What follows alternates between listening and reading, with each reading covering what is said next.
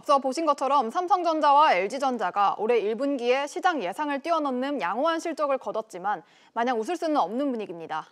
코로나19의 영향은 2분기 실적부터 본격적으로 반영될 것으로 보이는데요. 이 내용은 취재기자와 함께 자세히 좀 짚어보겠습니다. 오수영 기자 나와 있습니다. 자, 오 기자. 네. 먼저 앞서 보기는 했습니다만 이 삼성전자와 LG전자 1분기 실적을 좀 압축해서 평가를 해본다면 어떻습니까? 네, 우선 삼성전자부터 보면요. 이번에도 1등 공신은 반도체였습니다. 예. 반도체 부분의 영업이익을 최대 4조 원대로 추정되고 있는데요. 코로나19 사태에도 불구하고 디램 가격이 상승한 게 실적 상승의 주 요인이었습니다.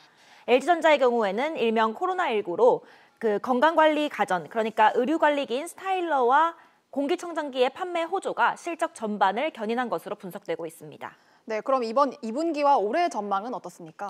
네, 삼성전자의 경우에는 반도체 부문이 실적을 주도하긴 하겠지만 그 상승폭은 좀 제한적일 것으로 전망되고 있습니다.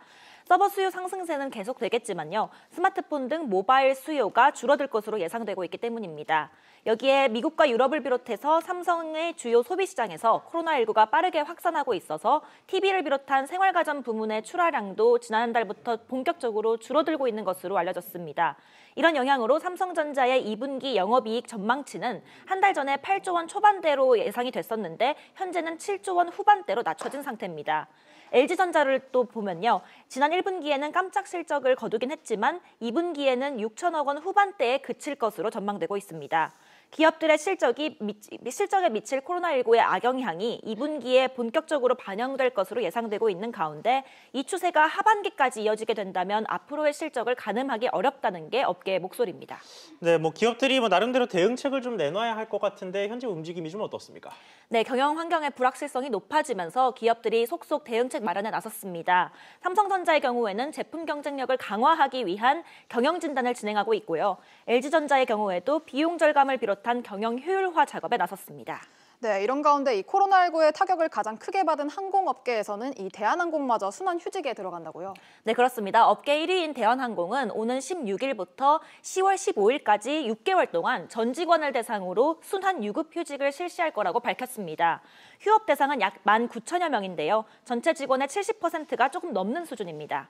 각 부서별로 필수 인력을 제외한 여유 인력들이 모두 휴업하는 것을 원칙으로 했습니다.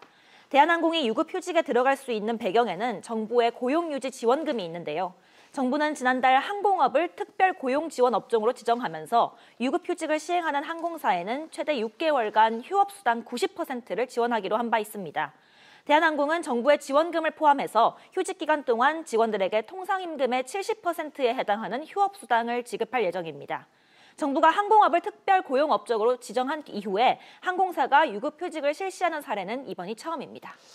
네, 모쪼록 직원들이 빨리 좀 돌아와서 정상화가 됐으면 좋겠습니다. 오 기자 잘 들었습니다.